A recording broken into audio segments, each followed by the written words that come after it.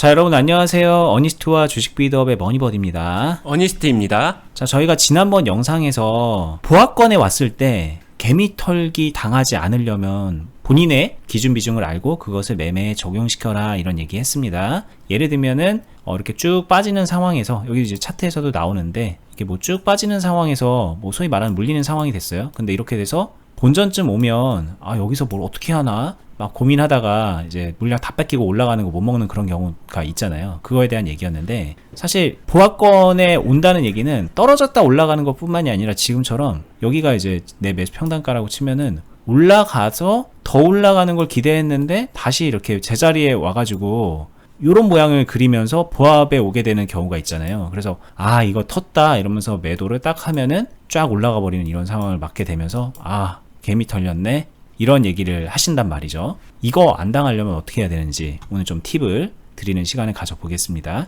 네, 실전적으로 보게 되면은 뭐 여기서 사서 여기서 보합 털리면 어떡하나 이런 경우도 있지만, 뭐 이런 경우도 굉장히 많죠. 여기서 시작해서 올라가서 수익대 드립을 하려고 쭉 더 이어가 보려고 생각을 했는데, 근데 이렇게 오면서 제자리로 왔었을 때 여기서 이거 보합에서 손절해야 돼, 전략 매도 해야 돼, 이런 생각 안 했더니 더 빠져버리는데 망했네, 이런 생각까지도 연결되기 때문에 다 같은 맥락의 이야기입니다. 여러 케이스가 있을 수 있는데, 결국에는 물린 상황에서 버텨서 보합에 오기도 하지만 실전에서 좀 매매를 잘하고 경험이 생기다 보면은 상승하는 종목을 드립을 하는 과정에서 여기서 순간적으로 보합권에서 만나게 되는 경우가 있고, 이때 어떻게 하느냐에 따라서 이 이후의 결과가 되게 많이 차이가 난다, 이 이야기를 먼저 설명드리고, 저는 여기서 어떻게 하는지 그 노하우를 한번 공유해보는 시간을 가져보도록 하겠습니다. 네, 그리고 여기서 소위 말하는 개미 털기 당하느냐, 이거 극복하고 수익 내느냐, 이거는 그냥 단순하게 좋은 종목 만났다 이걸로 설명이 되는 게 아니기 때문에 본인이 능동적으로 대처할 수 있는 게 있기 때문에 그 부분을 설명해 드리는 거라고 보시면 됩니다.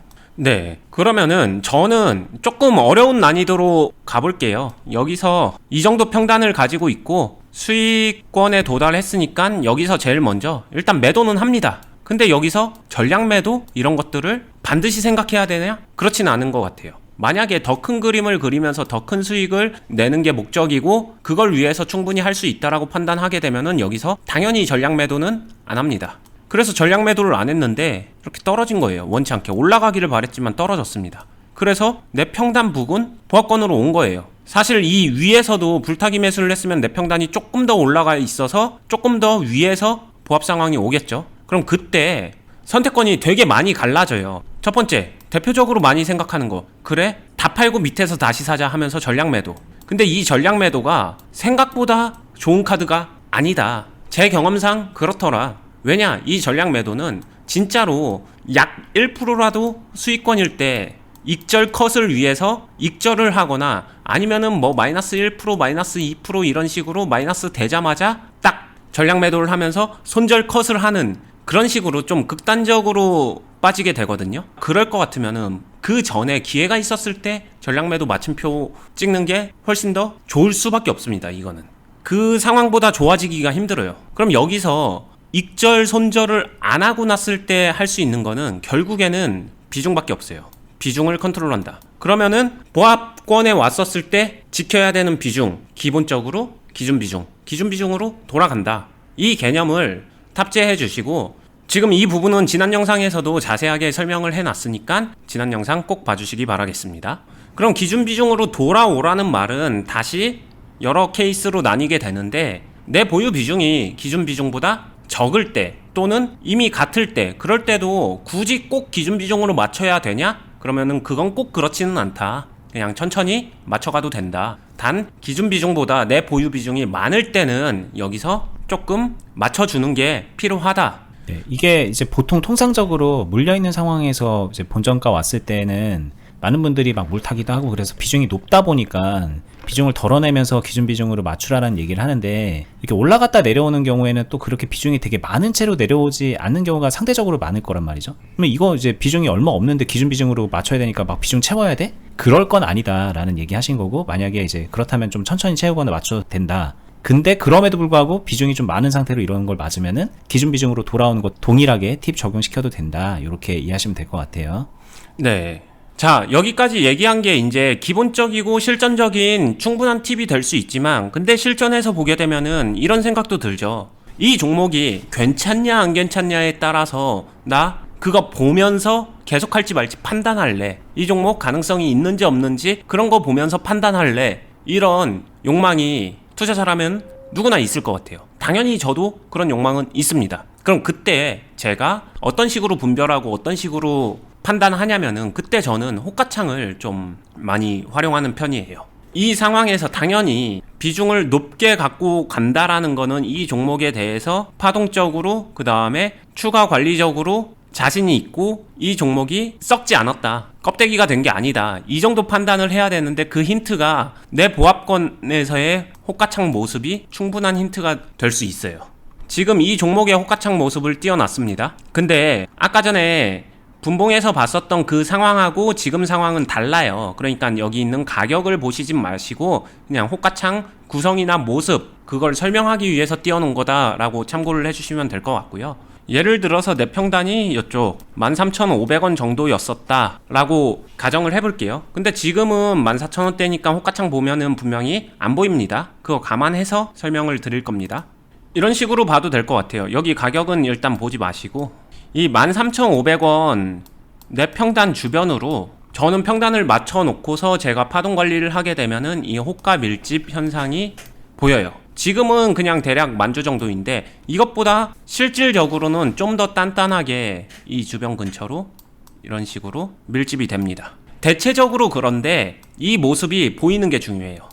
내 평단 근처에서 이 모습이 안 보인다, 그러면은 내 평단이 나만의 평단일 뿐, 실제 이 종목의 움직임의 파동에서 주요 평단이나 주요 구간이나 이런 것과는 다를 수 있구나를 인지하셔야 돼요. 저도 가끔 그럴 때가 있는데, 그럴 땐 인지를 합니다. 이럴 때 저는 기준 비중보다 낮게 가지고 있는 거를 선호해요. 이거를 다르게 해석하면 호가창이 두텁지 않으면은 하락할 가능성이 높고, 호가창이 두터우면은 뭔가 좀 받아줄 가능성이 높거나 반등할 가능성이 높다, 이렇게 해석하게 되거든요. 맞는 해석일까요? 그건 너무 단순 해석이에요. 실제로 호가가 두터워도 하락할 확률은 충분히 있습니다. 근데 호가가 두터운데 그 물량을 다 먹어주면서 하락하게 되면은 여기서 나도 같이 매수를 해줘도 좋더라, 이 이야기를 해드리고 싶은 거예요. 그러다 보니까 이 모습이 보이는 게 중요한 거는, 여기서 나도 매수를 같이 섞어주는 게 좋고, 그러다 보면은 때때로 기준 비중보다 딱 똑같거나 그 아래 있기보다는 경우에 따라서 실전에서 저는 여기를 넘어가는 과정에서 기준 비중보다 조금 올라가는 선택을 종종 할 수 있다, 이 차이를 말씀드린 겁니다. 그러면은 이렇게 해석하는 건 어떻게 보세요? 여기가 호가가 두터우면 뭐 충분히 내려갈 수 있다, 그런 가능성은 있다. 그런데 두터웠으므로 다시 여기로 올 가능성은 얇은 것보단 높다. 그러니까 기준 비중만큼 채우거나 그 이상을 채워놔도 크게 부담이 없을 수 있다, 이렇게 해석하는 건 어때요? 지금 해석이 앞선 해석보다 훨씬 더 좋습니다. 근데 이렇게 얘기하면은 좀 위험한 거 어니스님도 아시잖아요. 이렇게 적용시켜서 아 그래? 그러면 여기까지 올 가능성이 높으니까는 오케이, 그런 걸 이용해서 딱 기법화하면 되겠네, 그렇게 갈 수도 있는 얘기인 것 같아서, 네. 듣는 분들이 제가 볼 때는 더 중요하게 이제 느낌을 잡아야 되는 게 필요할 것 같은데, 네. 이제 이런 거죠. 제가 말 꺼낸 거니까는 정리 하나만 하겠습니다. 여기가 이제 호가창이 두터우니까 여기까지 올라온다, 이런 걸 얘기하는 건 아니다, 그걸 얘기하는 건 아니다라는 거는 분명히 짚고 넘어가야 될 것 같아요. 근데 많은 분들이 얇으면 떨어지고 두꺼우면 안 떨어진다, 얇으면 떨어졌다 그 가격 안 가고 두꺼우면은 거기 다시 온다, 뭐 이렇게 쉽게 카테고리화 시켜서 정리를 하시는 경향이 있잖아요. 근데 그거는 아니잖아요. 네, 그렇게 하기에는 주식 너무 날로 먹고 쉽게 보는 거죠. 그거는 말도 안 되는 얘기고요. 더 정확히 말하면은 여기서 이 가능성을 어느 정도 살리는 이유는, 이렇게 먹고 내려가게 되면 여기까지만 온다가 아니라 이게 연료 역할을 해서 더 큰 후속 파동을 만들 수도 있기 때문인데, 이 후속 파동을 만드는 모습이 효과가 두터운데 이거를 실제로 주가가 다 먹고 들어가면서 깨고 내려갔어요. 하락을 했습니다. 그럼 여기서 어니스트라면 이거를 왜 활용하냐? 그 이유는 여기서 매수된 거 또는 매집된 거, 이게 연료 역할을 하는데, 이게 후속 파동을 유발하더라, 이 말은 후속 파동, 그래서 다시 돌아온다는 얘기야? 아니면 더 크게 상승한다는 얘기야? 이것만을 얘기하는 게 아니에요. 이렇게 될 수도 있어요. 근데 어니스트는 이런 파동도 저는 땡큐예요. 이거라도 얼마든지 수익 극대화 되니까. 그래서 활용할 여지가 있기 때문에 이거를 활용한다는 거지, 그냥 단순히 무조건 올라가더라 이걸 얘기하는 건 아니다. 그러니까 그거는 오해 없었으면 좋겠다. 그리고 두 번째, 제가 이 얘기를 하면은 저는 가장 큰 노파심이 드는 건 딱 하나예요. 호가창이 두터우면 이 말이 두텁다라고 판단하는 개개인의 능력 차이가 너무나도 크게 납니다. 그냥 단순히 만주 있으면 이거 두터운 거야? 이렇게 이 정도 보이면 두터운 거야? 아니면 그 이상 돼야 돼? 아니면 이것보다 조금 적어도 여기는 뭐 기껏해야 1000주인데 여기 3000주씩 깔려 있으면 두터운 거야? 이런 식으로 생각을 하거든요. 이거는 종목마다 다 다르다. 그러니까 종목 안에서 어느 정도가 두터운 건지 구분하고 구별하고 판단해야 된다. 여기까지도 얘기 드리고 싶습니다. 네. 이거 이제 뭐 제가 그냥 제 언어로 표현하면 저는 그렇게 감을 잡고 설명을 할 수 있을 것 같은데, 만약에 여기 이제 호가가 두텁고 의미 있는 이제 매물이 소화가 되고 매수 매도가 이루어졌다. 그러면 그게 앞으로 이제 만들어지는 파동의 재료가 되는 거죠. 그 상황이. 그 가격이 앞으로 기준점이 돼서 그 가격까지 간다는 아니지만 이렇게 만들어지는 데 있어서 재료는 된다. 그렇게 이제 보시는 게 맞을 것 같아요. 의미 없는 재료를 여기다 끼워서 의미를 부여하느냐, 아니면 의미 있는 거를 여기서 제대로 파악해서 분석해서 재료화하느냐, 이거는 분명히 다른 요소니까 그렇게 해석하는 게 더 맞지 않나 싶네요. 네. 그 다음에 여기서 분명히 그런 모습이 보였고 그런 판단을 했고 이 판단이 틀리지도 않았고 제대로 했습니다. 저도 만약에 저라면 그렇게 했어요. 근데 이 밑에서 만약에 다른 그런 현상이 여기에 준하는, A에서 나왔었던 거에 준하는 B라는 게 새로 나오잖아요. 그러면은 여기서도 동일하게 가져야 돼요. 그냥 쉽게 생각하시면은 세력이 존재한다, 아니면 주포가 존재한다, 주포가 여기서 A에서 매수했다, 주포가 B에서 물타기 하고 있다, 근데 나는 물타기 안 한다, 근데 파동 여기까지 오는 것만 먼 산 바라보듯이 기다리고 있다? 안 올 수도 있어요. 물타기 했는데. 여기서 꺾여도 얘네들은 수익 낼 수 있는데. 이 차이예요. 그러니까 이거를 맞춰갈 수 있어야 된다라고 말씀드리고 싶습니다. 네, 이렇게 만들어지는 파동은 이거 하나로만 결정되는 게 아니라 이제 앞으로 계속 이런 것들이 모이고 쌓이고 뭐 빼지고 더해지고 그러면서 만들어지는 거라서, 네. 그거를 계속 보면서 대응해 나간다라는 말로 이렇게 퉁쳐서 설명을 하게 되는 건데, 네. 아무튼 이제 중요한 거는 이렇게 말하면 항상 가격으로 기준을 삼기 때문에 그런 것 같아요. 이제 그거만 좀 머릿속에 빼도, 입체적으로 이해하려고만 생각해도 그래도 뭐 좀 답답은 할지언정 더 나은 방식으로 배우고 있는 거다라는 그 정도 얘기할 수 있을 것 같네요. 네. 제가 이 얘기를 한 거는 아까도 말씀드렸지만 투자자의 욕망, 결국에는 이 종목이 좋아 괜찮아를 분별하면서 대응하고 싶은데 라는 거잖아요. 이 상황에서, 이렇게 온 상황에서 나는 분별하면서 대응하고 싶은데 그 선택을 한다는 게 어떤 의미를 말하는 건지를 자세하게 보여드렸다라고 말씀드릴 수 있고요.